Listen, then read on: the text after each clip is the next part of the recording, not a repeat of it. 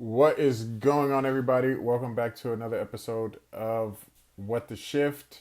A little bit of a different format today. Tal and I will be kind of doing some individual videos for you all. Today, we will be talking about cargo theft and supply chain security. Cargo theft in 2025 is more sophisticated than ever. It has reached its highest level in nearly a decade, with incidents up 26% in 2024 alone. And really, that's just of the reported cases, right? I'm sure there's a fair amount of these that may go unreported. So we're talking about $455 million in goods, and estimates can push that number up to $1 billion in total. So, we're in an environment where theft and cargo theft has really taken center stage lately, alongside a lot of the other issues kind of facing our industry. It's also an evolving thing, right? So no longer is it just a guy breaking a lock on a trailer, right? Today, we got guys, gals, groups of guys and gals that are running these really high-end schemes, and in some instances, kind of international operations that are, again, international in scale. So let's take a look at kind of how cargo theft happens today and some of the ways that it can be mitigated. So one of the major ways that this kind of freight fraud and theft is happening is these fictitious pickups, right? And so what will happen is we'll have fraudsters, groups of them, sometimes just individuals posing as legitimate carriers in order to hijack loads, via kind of trickery with paperwork, and phone numbers and email addresses, things of that nature.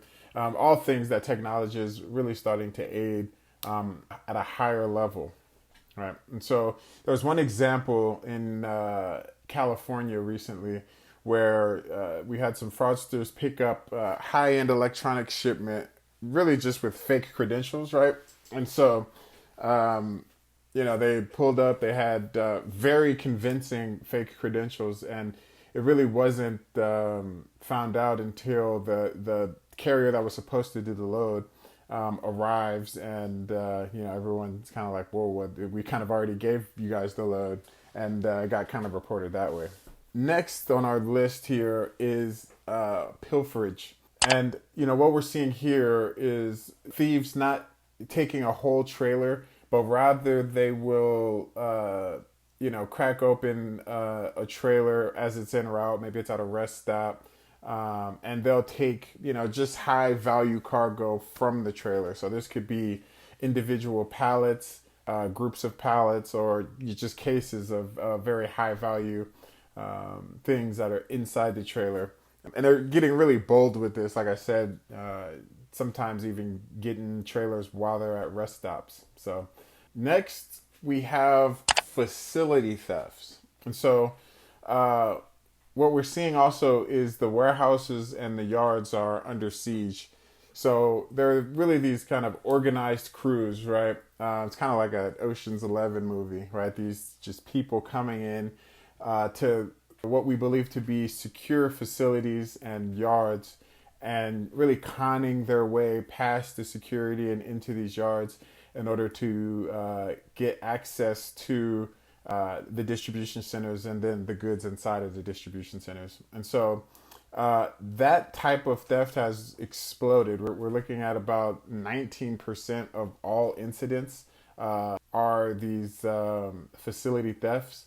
That's up a ton. I think it was 4% in the prior year. And so really it's gotten to the point where 1 in every 5 cargo thefts now is happening inside of a secure facility. So next, we have obviously just straight cargo theft, not straight cargo theft, but straight trailer theft. And so we'll have groups that will really surveil drivers or trailers, and they'll track them and kind of wait for for the best moment, and they will just take the whole trailer and drive away with it. And so this is a very big problem in Southern California. Really, they have this zone. I believe it is referred to as the red zone, and this is kind of the first 200 miles away from LA ports. They see about two of these a day in that red zone. It's often involving thieves quickly hitching to parked trailers and just driving off with the goods there. And lastly, we have these kind of cross-border and organized crime rings. And so, like I mentioned earlier, cargo theft has gone global. And so we have these sophisticated crime rings that are working really across borders. And they tend to exploit these kind of jurisdictional gaps, right? In large part, this is happening in Mexico, where now on average we're having about 5 of these thefts per day, and by all accounts, these just seem to be kind of violent hijacking. So, imagine like an old mob movie, a guy is driving with his truck, and someone just hops out with a gun and is like, "Give it to me." Driver gives it to them, right, as they should. And so there was a recent story of a group that was operating from Canada all the way down into Mexico, and it was led by a Russian national that was living in the United States of America.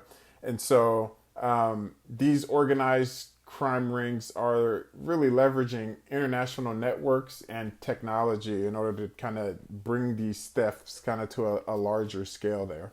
And so this is not business as usual, right?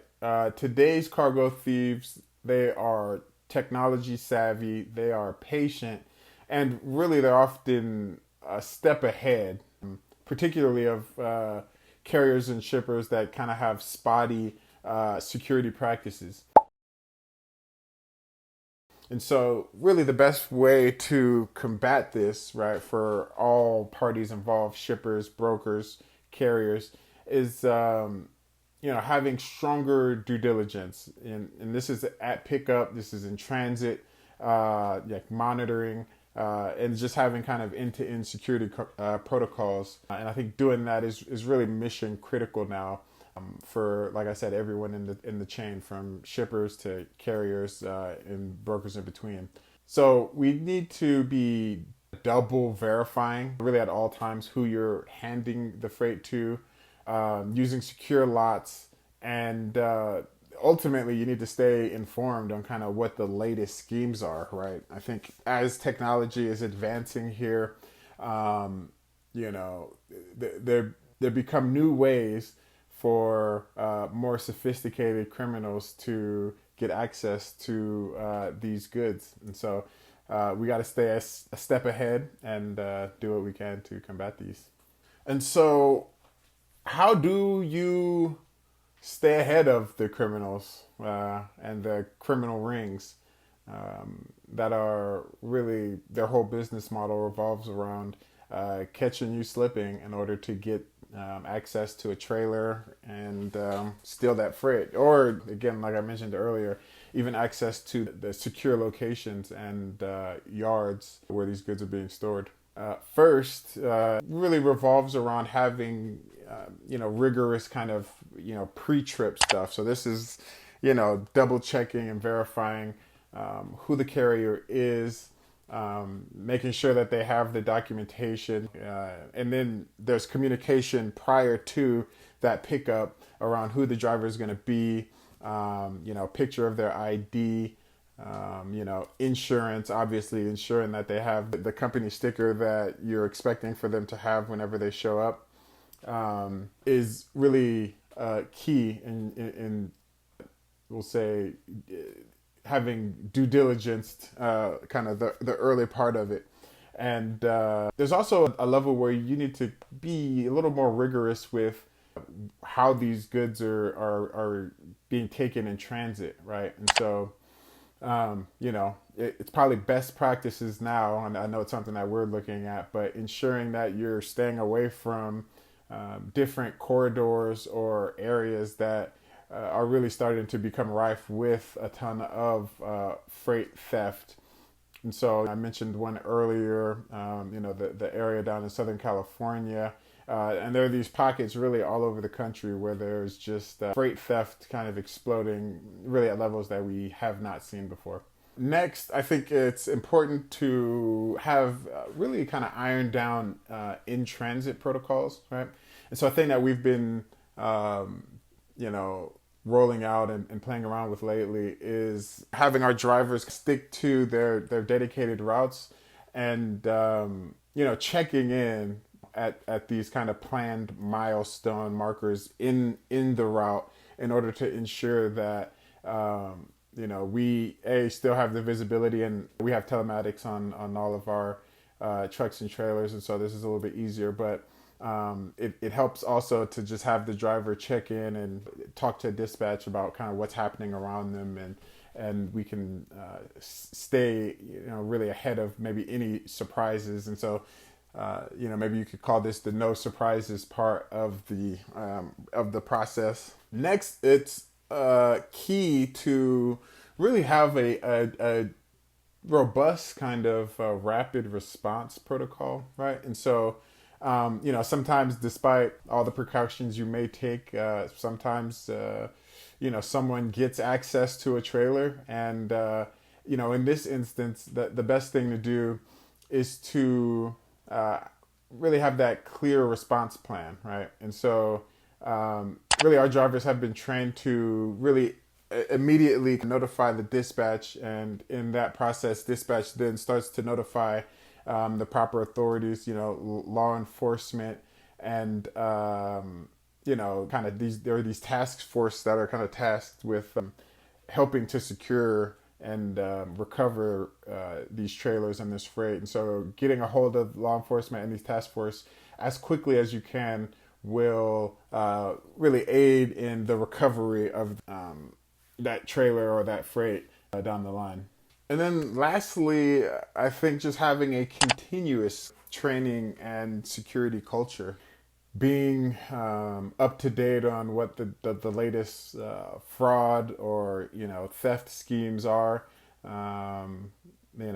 really goes a long way in ensuring that you never put your drivers in a position, or the dispatch never put the drivers in a position maybe that they shouldn't be, staying on top of where the highest volume of thefts are happening, how they're happening, and ensuring that people are just trained to the highest degree, so that we never end up in a position where we're having to try to get trailers recovered. But in the event that it does happen, we can kind of act quickly and get really communicating with the authorities so that we can get those things recovered.